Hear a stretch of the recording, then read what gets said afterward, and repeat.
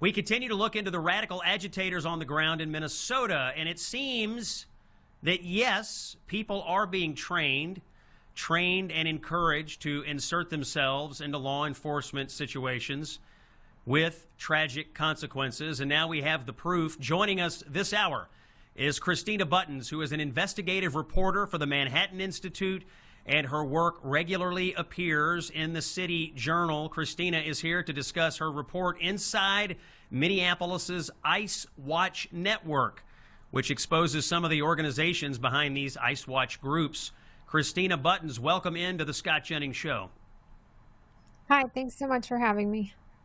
And thank you for your work on this. Your recent investigation provides a detailed look into these networks behind the ice watching effort in Minneapolis. So, for the record, based on your research, are people being organized and trained with the express purpose of interfering with and impeding federal law enforcement? Yes, that definitely appears to be happening. Oh, go ahead. Sorry. Yeah. No. Oh, no, sorry. What were you going to say?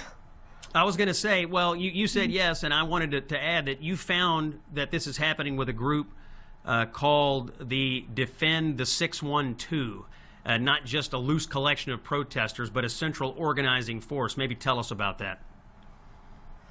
Yeah, well, I kind of became interested in this story after I saw this sort of fatal confrontation with Renee Good. I wanted to know, how she got involved in doing Ice Watch, and why she felt that she could, just ignore law enforcement commands and drive away. I want to know where that, why she felt she could do that. And I found the group that she was working with called Defend the 612.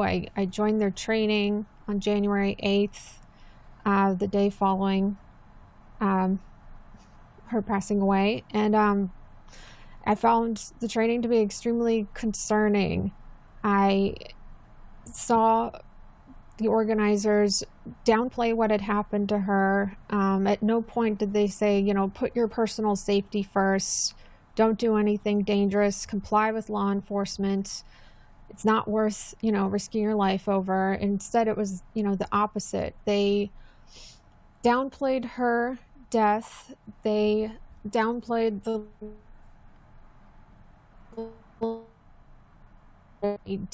they encouraged non-compliance with ICE, and they urged participants to stretch their willingness to take risks.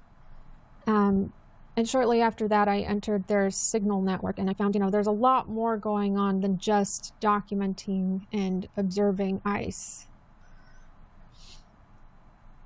Christina, let me ask you a question. You personally witnessed the trainings. You joined the video group. You've been inside the Signal chats. So they are organizing people and encouraging them to put themselves in harm's way. They are not telling people to stay safe. Where are these trainings coming from? Who are the trainers? From where are they emanating? Is it inside Minneapolis or external? Right. So the Defend the 612 is a group basically of local nonprofit activists that connected with this sort of national organizing hub that calls itself States at the Core. And some of the organizers within that group, were part of an organization in Chicago that in 2017 pioneered this sort of Ice Watch model. And States at the Core, their role since early 2025 has been implementing the Ice Watch network and turning it into a kind of national strategy. And they've been working on getting that enacted in cities across the United States. And early December is when they connected with the local Minneapolis activists to set up the Ice Watch network there.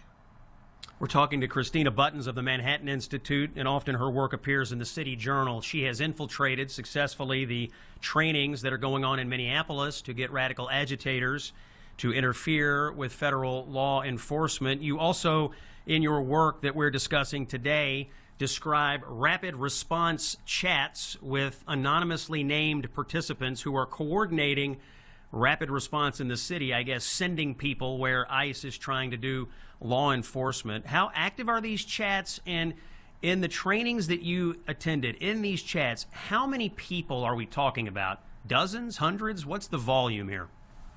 I mean, there's thousands of people across hundreds of neighborhood and role-based groups. So I accessed that Signal networks the weekend following Renee Good's death, and I managed to locate an account that belonged to her and kind of confirmed her involvement with this group. But it's just a constant frenzy of activity. You know, there's various different types of groups. The rapid response, that group is just for a lot of tracking ICE agents on car and on foot, logging their license plates. I mean, they've logged 5,000 license plates by now. They track what hotels that ICE agents stay in. I mean, they're essentially stalking them, I guess you could say. And let me ask you this. We have about a minute to go here, because everybody knows the names Renee Good and Alex Preddy. I just want to make sure I understand for the record here. You confirmed that Renee Good herself was part of one of these trainings, that she was involved in the groups. Is Alex Preddy also someone who was trained similarly? Because the narrative, of course, is that these are just random passersby, or they're just locals who have wandered into a situation. But in the case of Good and Preddy, have you been able to confirm that they were both part of these training, highly organized groups? It strongly appears that Preddy was as well. I didn't find his account. Another user on X said they found an account linked to his in the Signal network. But these Signal networks, I mean, there's a lot more, that, like I said, than just observing ICE going on.